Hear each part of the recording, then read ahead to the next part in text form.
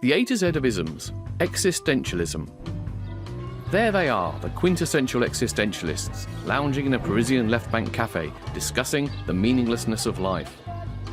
There is some truth behind every detail of this stereotype, but in its totality, it's a misleading caricature. It owes much to Jean-Paul Sartre and Albert Camus, both philosophers, writers and famous public intellectuals in France from the Second World War until Sartre's death in 1980. Sartre argued that the fundamental principle of existentialism is that existence precedes essence. In other words, we have to create our own lives, our own selves, our own values. God does not exist. We are born without a destiny. It's all up to us. We are therefore condemned to be free. Condemned because our freedom is far from that of the carefree hedonistic consumer on a shopping spree. We have an absolute responsibility for ourselves, which can lead to despair and anguish, even questioning the point of living, the classic existential crisis. This existential angst has not gone away. It's the human condition, as real today as ever. Political freedom and material prosperity end the struggle for basic existence and survival, but only increase the struggle to find genuine meaning for our existence.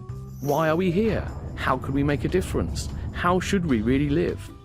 Sartre took our freedom as given, but his partner and fellow philosopher Simone de Beauvoir pointed out that it's not always that simple.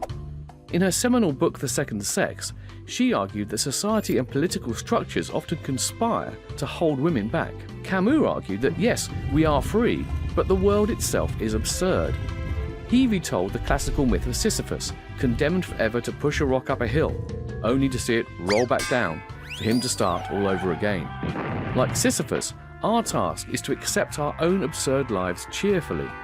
Wonderful though life can be, it has no ultimate purpose, and we all end as dust. However, not all existentialists believe we live in a godless, senseless universe. The father of existentialism, the 19th century Dane Søren Kierkegaard, believed in the Christian God, but argued reason and evidence can never prove that he exists.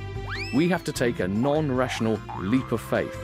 At its heart then, existentialism is not really all about meaninglessness. It's about the responsibility we all have to make the right choices in life, both for ourselves and for others.